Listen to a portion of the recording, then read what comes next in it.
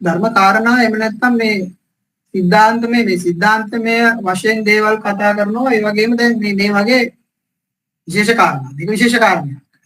ඒතර මේ විශේෂ කාරණාවන් සාකච්ඡා කරන්නේ භාවනාවට පදනම භාවනාවට අවශ්‍ය ඔයගොල්ලන්ට අවශ්‍ය මේ තියෙනවනේ උත්තේජනයක් එහෙම නැත්නම් භාවනා කරන්න හේතු සකසන කරනවා ඔයගොල්ලන්ගේ හිතවල. මේව කරන්න කියන එක වගේ නැත්නම් භාවනාවක් තියෙන එකක් ලෝකේ තියෙනවා. අවුල් කරන්නේ නැහැ සතර සතිපට්ඨානේ හැමදාම හැමෝම අහනවට. අහුවට සතර සතිපට්ඨාන භාවිතයක් නැත්තේ. ඒ භාවිතයක් නැත්තේ මේ වගේ කාරණාවල් අහලා දැකලවත් ඒ කියන්නේ කොයි වගේ මට්ටමකටද මේ ආර්ය ස්වභාවය අපි යන්නේ කියන්නේ ආර්ය ස්වභාවය මොන වගේද? ඒක සදාටම පවතිනවද නැද්ද මේ කිසිම අදහසක් නැති ගමනක් නෙ තියෙන්නේ. ඒකට මේ අදහස නැති කරලා සදාටම හොයාගත යුත්තේ ආර්ය ස්වභාවය. මුතජන භවයෙන් මිදෙන එක තමයි මිනිසෙක්ගේ උපතේ ඉලක්කය විය යුත්තේ. එහෙම නැත්නම් මේ මරණින් මතු මේ ස්වභාවයන් ගැන ඇත්ත හොයාගෙන සතුටින් ඉන්න එක හැරෙන්න මේ ලෝකයේ තියෙන දෙයක් කරලා නේද? ඔයගොල්ලෝ තේරෙනවා. මේ ලෝකයේ තියෙන දෙයක් කරලා දැන් අපි උපන් දවසේ ඉඳලා සම්මුතිකව ඉපදිලා ඉවරලා මොකද කරන්න කියලා බැලුවොත් නිකන් බලන්න අපි නිකන් ලෝකේ තියෙන දෙයක් කරන්නේ. ඒක හැමෝම කරනවා. දැන් ලෝකේ තියෙන ඉගෙන ගැනීම හැමෝම කරනවා. ලෝකේ තියෙන තනතුරු ධර්ම එක හැමෝම කරනවා. ලෝකේ තියෙන සාමාන්‍ය විදිහට බැඳීම් හදා ගන්නවා. බැඳීම් හදාගෙන අපි සම්මුතිකව දරුමුණුබුරෝ දකින්නවා බලනවා. ඒකට කැමැත්තෙන් ආදරෙන් ඉන්නවා නිකන් මේක හැමදාම තියෙන එකක් වගේනේ. හැමෝම කරන එකක් නේ. ඒක හැබැයි දැන් තමන්ට නැද්ද සම්මුතිකව නිකන් හිතුවොත් එහෙම තමන්ට තියෙන ප්‍රශ්න ටික විසඳගත යුතුයි කියලා වගේ අදහසක් එන්න ඕනේ ඇතුලෙන්. ඒ කියන්නේ මරණයත් එක්කනේ මේ කතාව ඔක්කොම. මරණයත් එක්කම අපිට තමන්ට සිද්ධ වෙන දේ ගැන ඊට වඩා බැරෑරුම් වෙන්න ඕන තමයි. ඒකට ඊට වඩා බැරෑරුම් වෙලා මේ සම්මුතික දේවල් කරන ගමන් තමන්ට තේරෙන්න ඕන තමන් ඉස්සරහට මුහුණ දෙන්න තියෙන ප්‍රශ්න ටිකක් තියෙනවා නේද? අපි කතා කරොත් කවදාවත් කවුරුත් නිකන් අවුරුදු 20 30 තමන්ගේ අවුරුදු 60 70 රූපේ නිකන්වත් ඉමේජින් කරන්න නිකන්වත් නිකන් ඒකට කියපු මේ නිකන් අර විරූපී වුණ දත් හැලුණ හැමරැලි වතුන රූපයක් තමන්ට තියෙයි කියලා කීයටවත් කවුරුත් එහෙම හිතන්නේ නැහැනේ. හැබැයි එහෙම රූපයක් තියෙනවනේ. කතාව තමන්ගේ අවුරුදු 60 70ක ආයුෂයක් තියෙන කෙනෙක්ගේ අවසාන රූපය ඔහොම වෙනවමනේ. ඒකට ඊළඟට දැන් තමන්ගේ රූපේ නැවීමක් කරන්න අවශ්‍යත් නැහැ. තමන්ගේ වටේ ඉන්න අය දෙමෝපිය ආච්චිලා සීයලා දැක්කහම තේරෙනවනේ ඒගොල්ලන්ට මේ තරුණ කාලේ මේ විදිහට තිබුණා. දැන් ඒගොල්ලෝගේ කය මෙහෙම ස්වභාවයකට ඇවිල්ලා කය එහෙම ස්වභාවයකට ආවට ඒගොල්ලෝගේ ඊළඟ උපත ඊළඟට යන ගමන ගැන කිසිම නිශ්චිත ගතියක් නැතුව ඒගොල්ලෝ අසරණ වෙලා ඉන්නවනේ. ඒගොල්ලෝ නිකන් එහෙම පෙන්වන්නේ නැහැ. නිකන් හිතන්න දැන් ඕගොල්ලෝ මේ ඉන්න මට්ටමින්මයි 60 70 ඉන්නේ. ඔය කවදාවත් දැන් ඔය මැරෙන මම වෙනස් වෙන්නේ නැහැ නේ. දැන් ඕගොල්ලන්ට ඔය මැරෙනවා කියනවා කෙනා මං වෙනුවෙන් වෙන කෙනෙක් මැරෙන්නේ නැහැ 70 දී. එහෙම මානසිකත්වයක් තියෙන්න බෑනේ. ඒකට අපිට නිකන් දැනෙන්නේ එහෙම එකක්. හැබැයි ඔය දැන් ඉන්න ගතියෙම දැනෙනවා. 70 දී නිකන් වයස ගිහිල්ලා බොහොම මාරාන්තික ලෙඩ හැදිලා දෙන්නවා. ඇතුළත තියෙන ඔක්කොම අවයව කර්මන්න වෙනවනේ. විද ලෙඩ කියලානේ මැරෙන්නේ. දැන් අපි බඩු ප්‍රශ්න තියෙනවා, ආත්මාය ප්‍රශ්න තියෙනවා, එක එක ප්‍රශ්නනේ. ඒතකොට මේ මොනවා හරි ඉන්ද්‍රියක් කොයි වෙලාවක කර්මන වෙලා නවතිනවනේ. ඒකනේ මරණීය රෝගය හරි මොකක් හරි දෙයක් තියෙනවනේ හැමෝටම. රෝගයකින් හරි අනතුරකින් හරි මොනවා විදිහකින්. ඒතකොට මරණයක් තියෙනකොට මේ මරණය විඳින්නේ කවුද? මේ මරණය විඳින්නේ දැන් ඔය දැනෙන තමන්මනේ අනාගතේ. ඒකට වෙනම අපි වෙනුවෙන් කෙනෙක් ඉදිරිපත් වෙනවා කියයක් නැහැ. ඒතකොට අන්න ඒ වගේ මුද්දට තේරුම් ගන්න ඕනේ අපි මේ සම්මුතියේ ඉන්න ගමන් මේ සම්මුතික කාරණා කරනකොට මේ කතා කරන හැම දෙයක් එක්කම හොඳ අදිෂ්ඨානයක් හොඳ මේ Tamanට හොඳ උමනාවක් හදා ගන්න ඕනේ මේ ධර්ම මාර්ගයෙන් මේ මේකට මොකද විසඳුමක් හොයාගන්න ඕනේ කියලා. ඒ විසඳුමක් නැතුව ගියොත් විසඳුමක් නැතුව යනවා කියන එක නම් ආවාසනාවන්ත බවක්. කියන්නේ මරණයට Tamanට තේරුමක් තු ගිහිල්ලා සිද්ධ වෙන්නේ ඇත්තටම අපි මොන විදිය කතා කරත් දිව්‍ය ලෝක මනුෂ්‍ය ලෝක සත්පාත් කියනවා කියලා ඔය කොයි තැනකට කොහොම යනවද මොන උපතක්ද තියෙන්නේ කිසිම අදහසක් නැහැ. නමුත් මේ මාර්ගය ආර්ය මාර්ගයේ මේ නිශ්චිත බව හදලා දෙනවනේ. ඉතින් අය අපි නිශ්චිත බව හදාගන්නේ නැත්තේ. දැන් එහෙම නිශ්චිත බව හදාගන්න කියන එකමනේ බුදුහාමුදුරුවෝ දැන් මෙච්චර අවුරුදු 45ක් නේද? 45ක් අපි කතා සාමාන්‍යයෙන් දන්නවා පැය දෙකක් නිදාගත්තා. එතකොට පැය දෙකක් නිදා ගන්නවා කියලා කියන්නේ පැය 22ක් මොනවා හරි දෙයක් කළා. ඒ කියන්නේ මිනිස්සෙයින්ට දවල්ට එයාගේ මේ වචනෙන් බණ කියනවා. මිනිස්සුන්ට.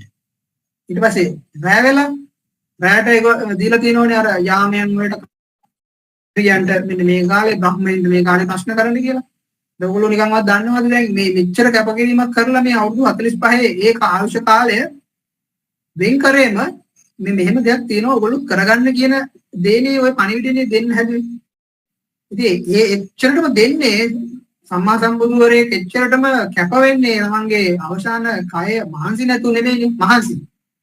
එයාගේ ඇඟත් වෙහසනවා, එයා කැම බීම ගන්නවා, ලෙඩ දුකට බෙහෙත් ගන්නවා. ඒ ගන්න ගමන් හැබැයි අර විවේකයේ කියන එක ගන්නෙම නැත්තේ ඇයි ඒ? කියන හරිම වටින ජීවිතයක් හම්බ වෙනවා කියන එක එයා දන්නවා. බුදුහාඳුර දන්නවා. ඒ දන්න නිසා ඒ කය අවශ්‍ය කාලේ නාස්ති වෙන්න දෙන්නේ නැහැ. නාස්ති වෙන්න දෙන්නේ නැහැ. පුළුවන් උපරිම ඒ කය පාවිච්චි කරනවා තව කෙනෙකුට මේ ධර්මය අවබෝධ කරගන්න. නිකන් හිතන්නේ මේ ගණන් කතා කරනවා කියන එක ලේසිද? එහෙම ලේසි නෑ. ඔයගොල්ලෝ ත්‍රිපිටකයේ තියෙන සමහර කතා ආනන්ද හාමුදුරුවොත් එක්ක කියපු සාමාන්‍ය කතාවලදී කියනවා මේ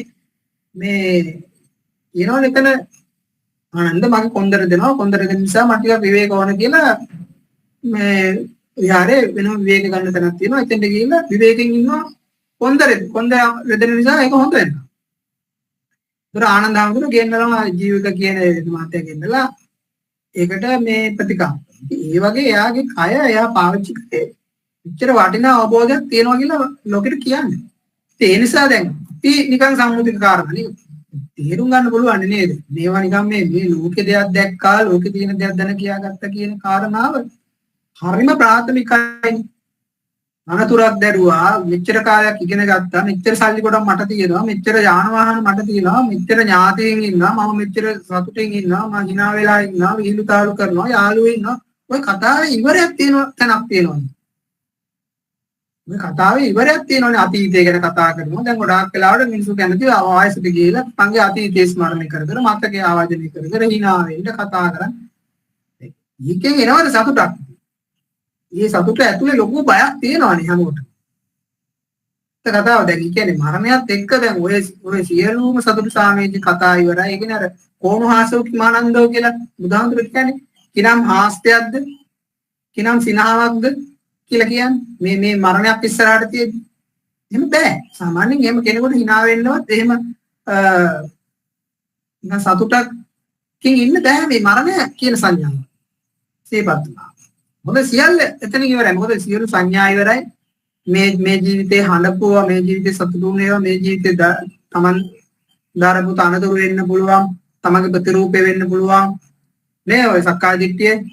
ඒතර සියල්ල ඉවරයිනේ. සියල්ල ඉවර වෙනවා නම් මේකේ ඉවර වෙන දෙයක ඇයි මේ වටිනාකම් දිදී ඉස්සරහට යන්නේ කියන එකයි බුදුහාමුදුර අහන්නේ. ඒතර එහෙම යනවද? එහෙම නැත්නම් මේකේ මේ මොනවා හරි තියනවද? මනුෂ්‍ය ජීවිතේ ලබ වෙලාවක නිකන් හොයන්න. මරණය සම්බන්ධව හොයන්න දෙයක්. පරිශ්‍රණයක් කරන්න දෙයක් තියෙනවා. වයසට යාම සම්බන්ධව පරිශ්‍රණයක් කරන්න දෙයක් තියෙනවා. එතකොට ලෙඩවීම සම්බන්ධයෙන් පරිශ්‍රණය කරන්න දෙයක් තියෙනවා. ඇත්ත කතාව තියෙනවා. මොකටම මේ සම්බන්ධ විසඳුමක් හොයාගන්න ඕනේ. මෙතන වයසට යාම ලෙඩවීම පැත්තකින් තිබොත් ඒකට අපිට බෙහෙත් තියෙනවා. ඒතර වයසට යනවා කියන එකට අපිට මේ මොනවත් බෙහෙතක් නැහැ. ලෙඩට බෙහෙතක් තියෙනවා. ඒවා කර කර ඉන්නවා. ඒක ලොකු ප්‍රශ්නයක් නෙමෙයි කියමු. මේ මරණින් මතු දැන් මේ මම කතා කරපු උච්ඡේදවාදයේ ඒ වාදයෙන් දෙකකින් එක තමන් ඉන්නවනේ. මරණින් මතු මම නැත.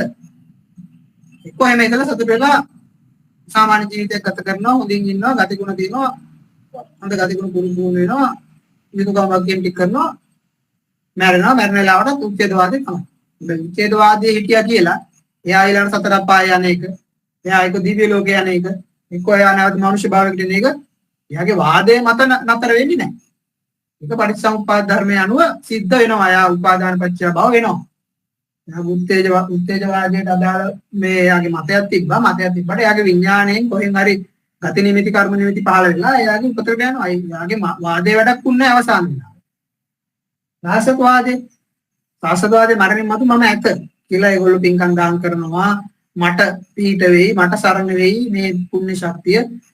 මට කියලා කෙනෙක් ඉන්නවා කියලා හිතාගෙන මම කියලා කෙනෙක් ඉන්නවා කියලා එයාත් එහෙම හිතාගෙන මරණයට යනවා. ඒ මරණය ලාවිතින් එයා සතුටු වෙන්න හදනවා මට මේ දේවල් පිට වෙයි කියලා. ඒ මොනවා හරි සංඥාවක් නැවත එයාට මේ පටිසමුපාදය අනුව තණ්හාවච්චය උපාදාන උපාදාන පත්‍ය භව. එයාටත් සිද්ධ වෙන්නේ පටිසමුපාදයට අනුවම තවත් කොහේයෝ තැනක කරන එකම තමයි. ඒකට දැන් ඔය වාද දෙක දරුවා කියලා ඒ වාද වැඩක් නැහැ මේ සබහාගමට. ඒවා තම තමන්ගේ විශ්වාසය දෙලි විතරයි.